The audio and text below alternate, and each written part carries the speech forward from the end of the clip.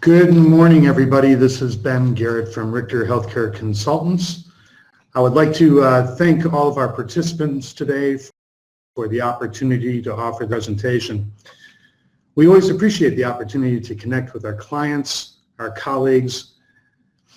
For those of you that may not be familiar with Richter Healthcare Consultants, we are a professional services firm offering financial and clinical consulting, accounting, and revenue cycle management solutions to the long-term post-acute care providers nationwide. We are also a strategic partner of Point Click Care. We invite you to visit our website with complimentary access to our ShareSource Resource Center, where you'll find blogs, white papers, toolkits, and information about our upcoming webinars and events. The information about our website and how to connect with us in other ways is available at www.richterhc.com, as well as that there is a link on today's webinar that you can go directly to our website. Our speaker today brings a wealth of knowledge and experience to the topic. Jennifer Leatherbarrow, RN, is a clinical consultant with Richter Healthcare Consultants. She is also a QAPI certified professional with over 20 years of experience in working in the long-term post-acute care market. Jennifer is going to present one of our most popular webinars today, QAPI, Quality Assurance and Performance Improvement. It is my pleasure to introduce to you Jennifer. Good morning, everyone. So we're going to start off by just taking a look at what the objectives for today are going to be. And today's presentation, I am going to explain some key concepts of leadership, accountability, and responsibility for QAPI programs. We're also going to be able to identify the 5 elements of QAPI, and you're going to be able to describe what a SMART goal is by the end of the presentation. So what is QAPI or QAPI? So QAPI is a coordinated application of 2 mutually reinforcing aspects of a quality management system, which is your quality assurance and performance improvement. QAPI takes a systematic, comprehensive, and data-driven approach to maintaining and improving safety and quality in nursing homes while involving all nursing home caregivers in practical and creative problem solving. The Affordable Care Act of 2010 required that nursing homes have an acceptable QAPI plan within a year of the promulgation of the QAPI regulation.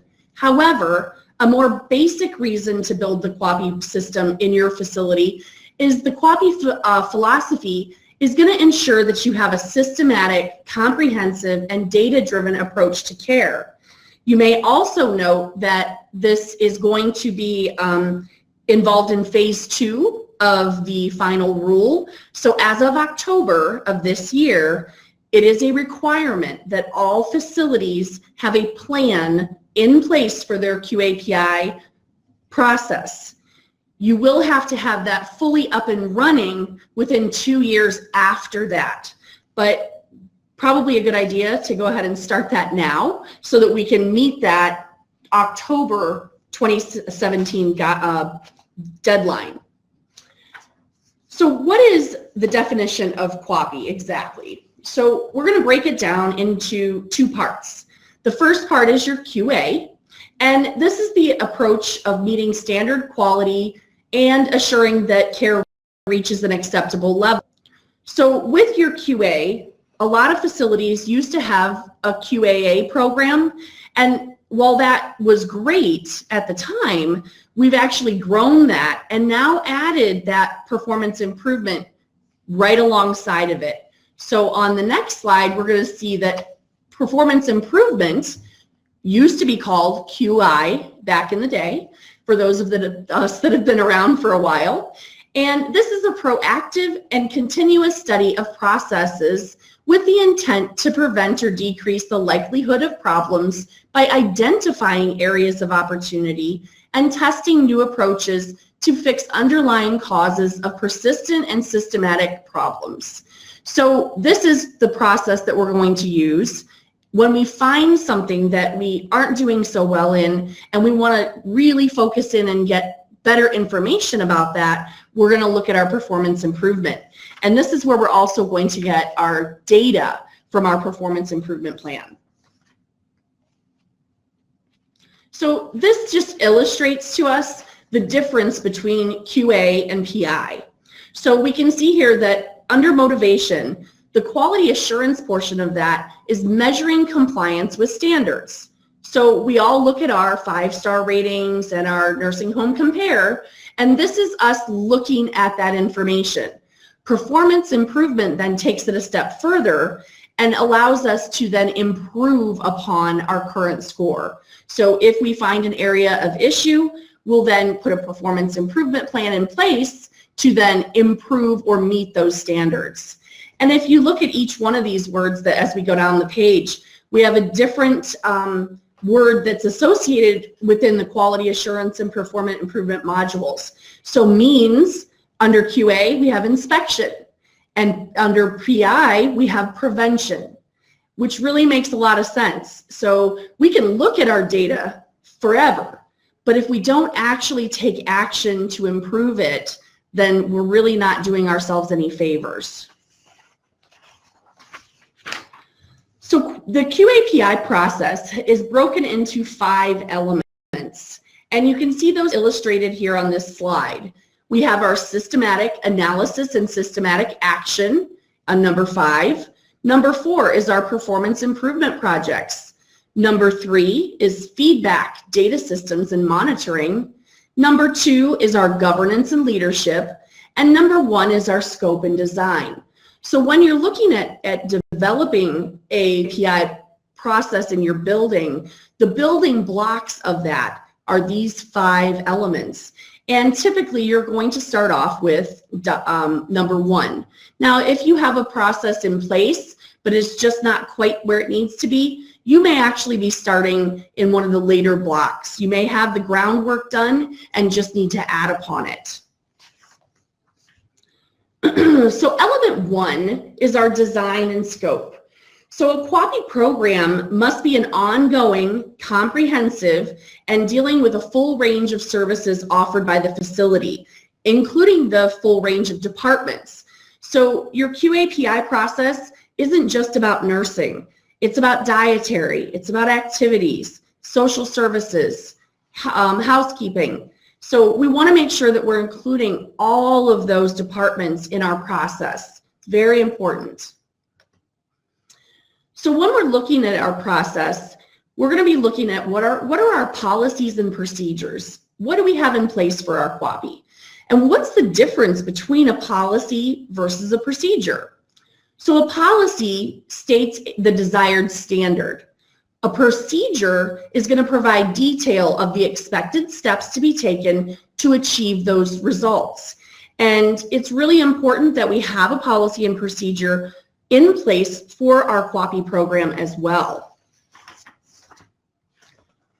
The proposed QAPI requirements would mandate that facility leaders develop policies and procedures that are going to include some of the following. So it's going to include how our facility leaders would identify, collect, and use data from all departments. It should also include a description of the methodology and frequency for developing, monitoring, and evaluating your performance indicators. And then also the process for identification, reporting, analysis, and prevention of those adverse events and potential adverse events or near misses. So you want to make sure that that policy and procedure fully encompasses everything that goes on in your building. So how do facility leaders, how the facility leaders will use the systematic approach? They're going to development of a corrective action designed to affect change at a system level and explain how the facility staff will monitor the effectiveness.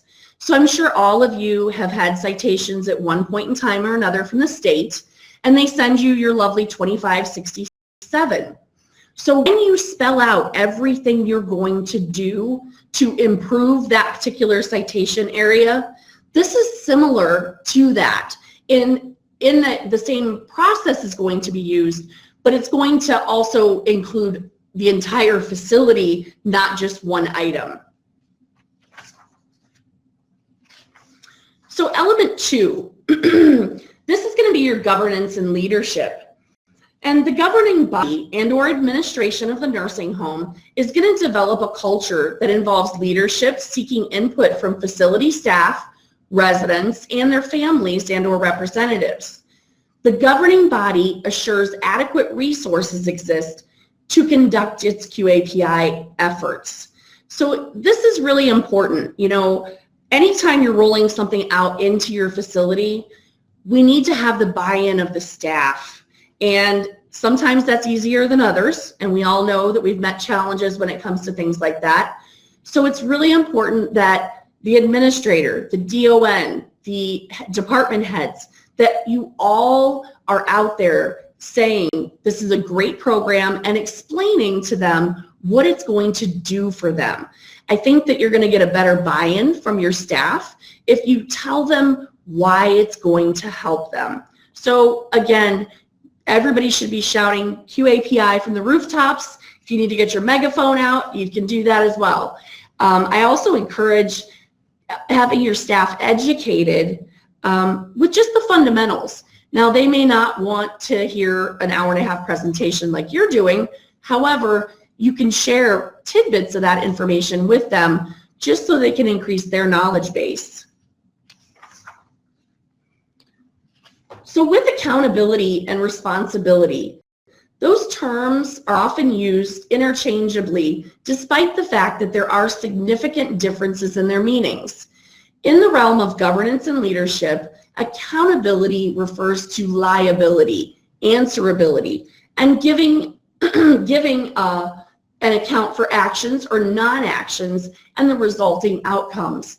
So when you're talking about accountability, I'm giving my DON a project in the QAPI plan, and she is accountable then to bring back that data to complete what she needs to complete. She has ownership of that. Responsibility refers to having ownership for completing a specific assigned task. So that's that second part of it. And most of the time, people include those kind of lumped together. It's not unusual, but the ownership is the really big part of this. We want to make sure that we're delegating and giving ownership to our staff. So back to those lovely F tags. We've got F493 regarding the governing body. And it states to us that the facility must have a governing body or designated persons functioning as a governing body that is legally responsible for establishing and implementing policies regarding the management and operation of the facility. It also tells us that the governing body appoints the administrator who is licensed by the state and responsible for management of the facility. So we need to make sure that our QAPI process is in place, and we want to know who is in charge of it. If it's your administrator, then we're going to see that that's going to fall under here, that F493. The other person that's really important to have in your building is a designated QAPI champion. Now, I mentioned a minute ago about shouting from the rooftops. That's really important because that's how we're going to get our staff excited about this. And you need a champion who's going to do that for you. Somebody who is really excited about being part of the process. So when you're talking about that, you're going to look at someone that has desired traits of the individual tasked with leading the way to improve outcomes for resident and staff. So you want somebody who has a vested interest in your resident and your staff. The QAPI champion should demonstrate commitment to the facility mission and vision. So we want somebody who understands what your individual facility is doing and what they want to do. This person should also have access to executive leaders, the medical director, and the staff at all levels of the facility, okay? So it's really important here that we bear in mind that we want somebody who can have conversations with those people. Now, most of the facilities that I've worked with typically ask someone in a leadership role to be their QAPI champion. So usually it's a unit manager or a staff development person who already has a rapport with a lot of those people and is able to kind of bend their ear and get them excited about what's to come. So then we have our leadership team. So who should be on our leadership team? Well, first we're going to develop a QAPI steering committee. So that's the first thing. Involve all the people in your leadership that are going to be involved in this process. They should all be there at the ground floor. You want to make sure to provide them plenty of resources for QAPI. So when we're talking about resources, I'm not talking about just giving them a pamphlet that says here, this is what the QAPI plan is, and we're going to do this. We need to think a little bit broader when we're talking about resources. Resources will also include the time to do this program. So if you have somebody that's already working 50 hours a week, which I know a lot of us do, and you add this to their plate, are they going to be able to handle that? And are they going to be able to be successful? So we want to make sure that all resources are available. If you guys wanted to have a launch party, do we have the funds available at the facility level to buy pizza for the staff or to buy dessert for the staff, whatever you decided to do? But resources is not just, here's your educational material, go for it. So we want to make sure that that is all encompassing. We also want to establish a climate of open communication and respect. And this is an important function in any facility. We want to make sure that our line staff are comfortable coming and talking to us, telling us what their problems are, telling us what's going on, what things are going wrong, because those are the people that are doing the day-to-day care, and we want to know that information. We also want to understand the current culture within the nursing facility and how it promotes performance improvement. So if you have a facility who, really doesn't listen so well, it's going to be difficult. Not impossible, but difficult. And you're going to need to gradually change that understanding and change the way that you're communicating with your staff and your line staff and your families and your residents. So now we're going to develop our team. And, teamwork is important no matter what you're doing, but we need to have a solid team if we're going to succeed in this process. We need to train the team and make sure that everyone understands the ground rules as defined, as the defined roles of the team. So our policy and procedure, we're back to that, are going to set the groundwork for this. What is the team responsible for? Who are the team members? That's going to be all in your policy and procedure, and then you're going to take action upon that by developing the team.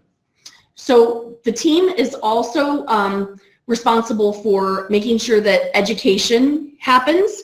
We want to make sure that the team is educated so then they can educate everyone else in the building. Assessing the effectiveness of previous team efforts may reveal weaknesses or lack of knowledge in team roles and process that need to be addressed and clarified before diving into projects using QAPI or performance improvement teams. So again, if you have a process in place, you might want to just take a quick look at that before you move on to those next steps. Make sure that your team is solid, make sure that they're educated, and make sure that everyone's on board. Element 3, this is going to be our feedback, data systems, and monitoring. The facility puts this into place to monitor care and services, drawing data from multiple sources. Feedback systems actively incorporate input from staff and residents and families, and others as appropriate. This element includes performance indicators to monitor wide ranges of care and processes, and it's also reviewing findings against benchmarks. So where do we get this information? When you're looking at performance indicators, you've got lots of places that you can just pull information from without doing a whole lot of work. We're going to look at some clinical areas, and Those of you that are in a SNF at this time, you know that we always look at pressure ulcers, falls, and infections. You're going to have a log. You're going to have all of that data already gathered that you can use to look at. Medications. We also look at antipsychotics, narcotics, and other high-risk meds that are indicated on the MDS in Section N. So we're looking at diuretics, antidepressants, all of that data is already there for the taking. You can run MDS reports based on your software that you have, and you'll be able to then have a report of how many residents are receiving a certain medication, how long have they been on the medication. So there's a lot of things that you can gather there very easily. We always have some complaints from our residents and families, and I encourage you to look at those complaints, not just at face value. Look at it a little bit deeper and see, is this really the problem, or is there something else that is really the root cause of this issue? But those are going to be a good place to get information from as to what's going on with your residents and families if you really take a close look at those complaints. Hospitalizations. Well, we all know that the rehospitalization rate is now one of those big numbers we look at. So you should be gathering this data already, and you can utilize that also to look at what you want to improve upon. Resident satisfaction surveys and caregiver satisfaction surveys. So, a lot of facilities do this on an annual basis. They send out a survey, and you can, again, get a lot of quality information directly from those surveys. Care plans. So this is maybe something that we don't necessarily think of right off the bat, but our care plans have to have a measurable interventions. So their goals need to be measurable. We need to know when the interventions were put into place, and then we'll be able to look to see, was that goal obtained? And then we have our state surveys. State surveyors, they come in and they evaluate you. Why not use the information that they're giving us to then move forward and develop not just an action plan for them, but let's look at it on the long term. How can we prevent this from happening in the future as well? We don't want to do the Band-Aid approach where we just fix it really quick. Here, okay, great, surveyors came back in, we're good for another 15 months. Well, that's not necessarily the best approach. Although it gets the surveyors out of your hair, we still have to deal with the problem at hand. So it's better to look at that in a more holistic approach rather than doing the Band-Aid.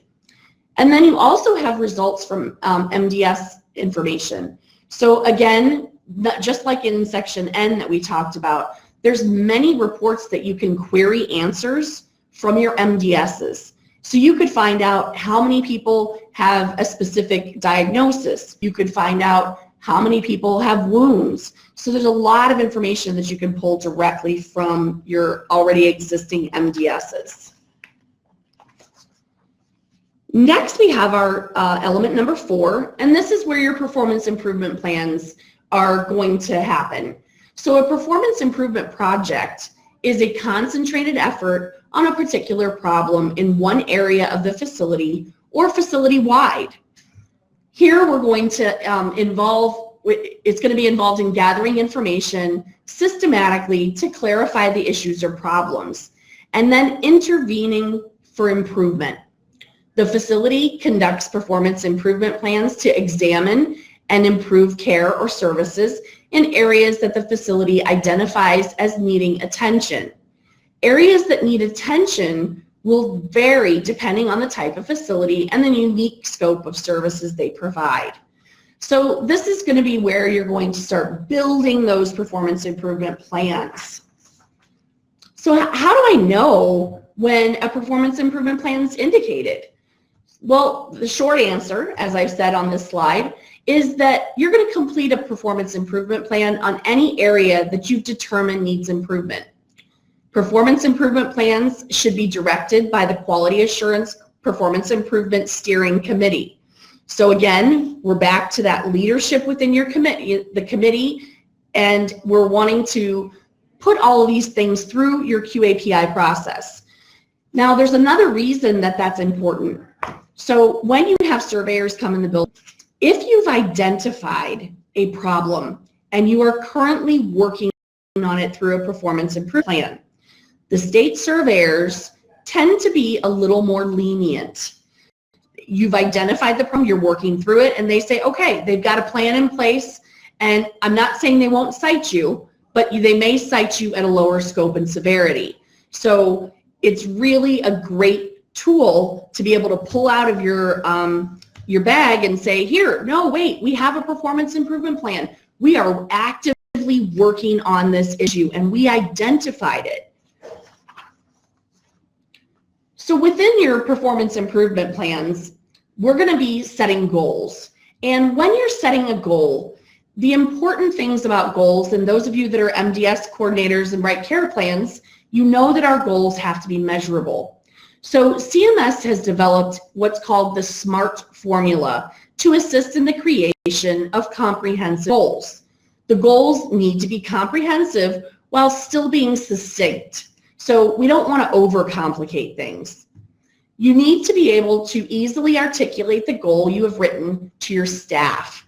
And that's important as well. If it's too technical and overly wordy, the staff aren't going to understand what you're trying to get at. So keep it simple, keep it succinct. Sharing the goal with your staff is going to promote that feeling of ownership and pride as you work through those processes. I can tell you from experience, once that your staff is bought into what processes we're putting in place and why, it's going to make your job a lot easier. So here's your SMART goals.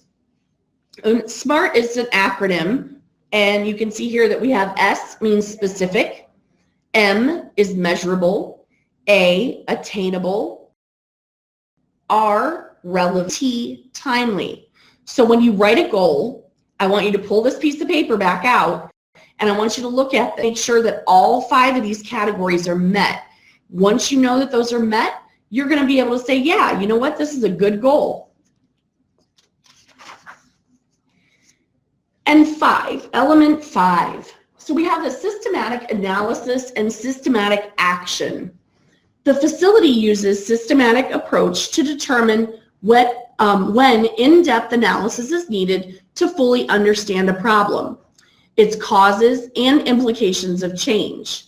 The facility uses a thorough and highly organized structure approach, thorough and highly organized structure approach to determine whether and how identified problems can be caused or exacerbated by the way of care and services are organized.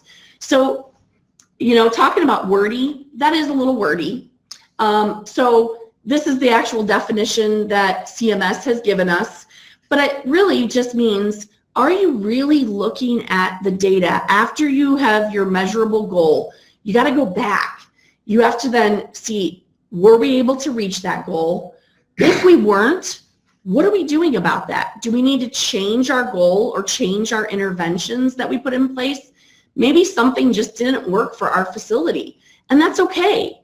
You can change these, and you should change these. You should be looking at this as a very cyclical process, and you keep going from one to the other and just keep going around. So it really shouldn't ever be a stop and a start. It should really be a continuous effort. So when we're talking about QAPI, they've also broken this down into 12 easy to follow steps. The detailed action steps that may help you on your road to implementing QAPI. They do not have to be achieved sequentially. However, they do build upon each other, okay? So while you don't have to do them in the exact order that they are, I think that we found that it is actually it is helpful to do them in that order. If you are starting though, say you've got your first few steps done, you may be able to just kind of leapfrog to that future step. But the most important aspect of QAPI is effective implementation. So that's what we're really, looking at, is how did you implement your QAPI process in your building? So step number 1 talks about the leadership responsibility and accountability. We talked about this in our 5 elements, and this is just a little bit more specific, telling you to develop a steering committee, and that's going to be your team that will provide the QAPI leadership. You're also going to provide those resources. So remember, it can be equipment and training, but it can also be time. Step number 2, develop a deliberate approach. So what do we mean by that? Task-oriented teams may be specifically formed to look at particular problems, and their work may be limited and focused. So we can actually have a team of people working on one item and a team of people working on something else. You want to get the people involved that are going to be the best in that knowledge area. So if we're doing something about wounds, I would hope to see that your wound person, if you have a specific wound care nurse, I would expect that she would be on that committee, if not heading it up. So you want to always bring in the people that know the most about that area. And then PIP teams are formed for longer term work on an issue. So some of these teams might be together for years. We may have the same team working on this project because things change.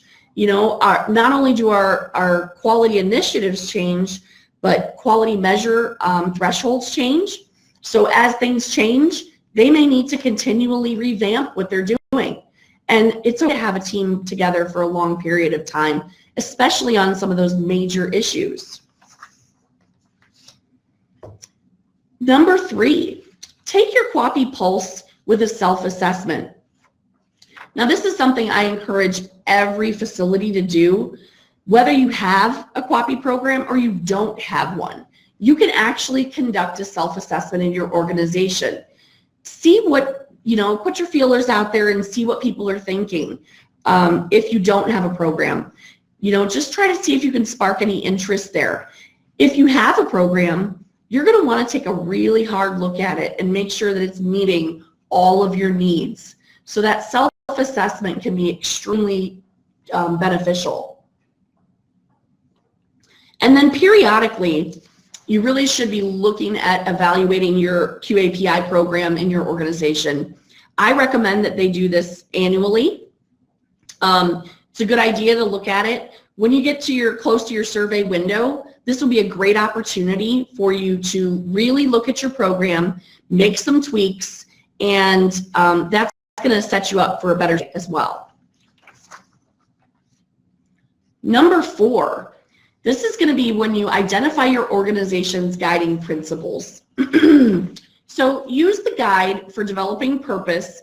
You're going to have guiding principles and scope for your QAPI process to establish the principles that will give your organization direction. So we're back to that policy and procedure again. We want to make sure that the groundwork is laid. So with that, you're going to have a more successful outcome if everything's spelled out for people. People work best when they understand what the mission and what we want to do in the organization is given to them. Number 5, develop your QAPI plan. So here we're going to do our written QAPI plan. It's going to guide the nursing home's quality efforts and serves as the main documentation to support our implementation of QAPI. So you have your policy and procedure, and then you're going to have your plan. So what is our plan to roll this out? Again, if people have deadlines, they're going to work more effectively than if it's just an ambiguous date. We say, oh, well, we want to finish this in the next couple of months. I would really, really caution you in doing that. Give them a date. Say, you know what, by June 30th, I would like to have, this, and this done. And give them deadlines as to what you want. You're going to tailor this plan to fit your specific nursing home, and you're going to include all of your units, your programs, and your resident groups in that plan. So what kind of involvement will they have, whether it's resident council, if it's surveys, there's lots of ways that we can include all of our customers. Our customers as senior leaders, are going to be not only our staff, but our residents and our family members. Number 6, we're going to conduct a QAPI awareness campaign.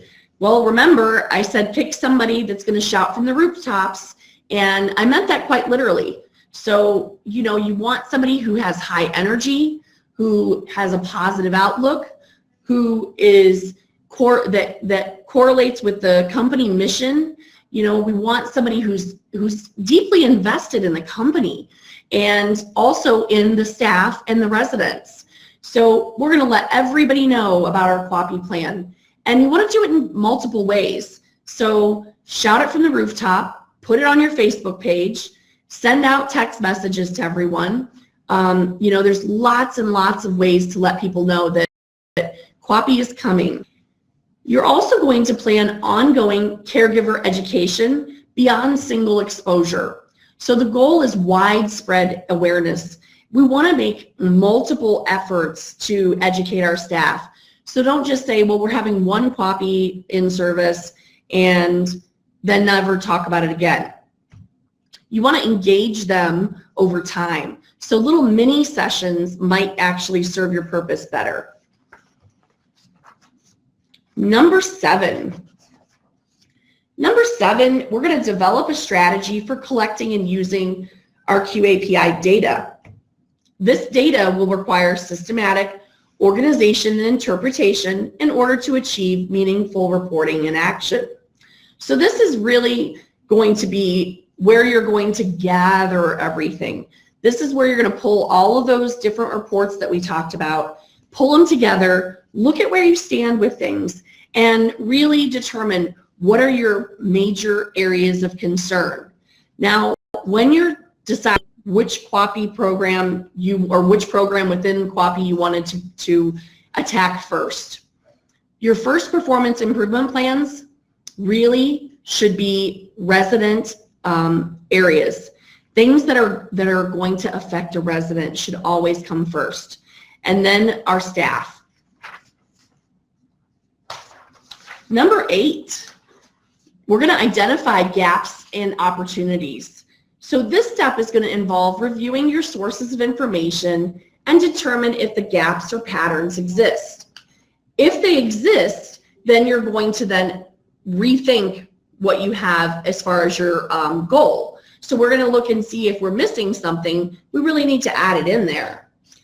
Or are there opportunities to make improvements? And with the improvement, maybe we met our first goal and we want to make that a little more lofty goal. We want to add to that.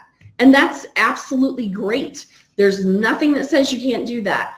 You know, you meet your goal and then you want to set another goal and then exceed that goal. Number 9 is prioritizing quality opportunities and charter performance improvement plans. So this is where I'm talking about making sure that we are prioritizing those opportunities. If it's something that is going to be an issue for your resident or staff based on safety, those are going to be your first concerns, always. You know, and then we're going to look at some of those smaller areas that maybe they don't really affect our safety issues, but they're still important to us. Number 10, we're going to plan, conduct, and document on our performance improvement plans. So careful planning of the performance improvement plans, identify areas to work on through your comprehensive data review, which are meaningful and important to your residents. So again, share this with your residents. Go to resident council. Tell them what you're doing. You know, they're going to be excited about this too. If they know that there are processes in place, that we're looking at things, that's going to excite them and their families. So make sure that you're sharing that with them. Number 11, getting to the root of the problem. So root cause analysis is probably one of my favorite things. I like to really get to the nitty-gritty of when I have an issue. And one of the most commonly used avenues for doing that is the 5 whys. So when you have a problem, you ask yourself, well, why? Why do I have that problem? And once you come up with that why, then you're going to ask, why is that the issue? And you continue to do this 5 times. And most of the time, you can get some really interesting answers, and it's actually meaningful data that you can extrapolate this way. So I encourage you to use that root cause. It should also be involved in that performance improvement plan. What is the root cause of the problem? Number 12, we have taking systematic action. And, you know, like the big red button that they used to have on the commercials, the easy button, you're going to take action. You're just going to hit this button and you're going to run with it. You're going to implement your changes or corrective actions that are going to result in improvement or reduce the chance of the event occurring. So what can I do to keep this from happening again?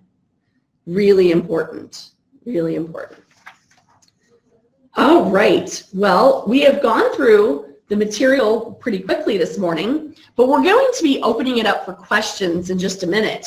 I am going to take a look at our objectives quickly though, and it looks like here we have that you're going to be able to explain concepts of leadership, accountability, and responsibility for the QAPI program development, and I think that we met that objective fairly well this morning.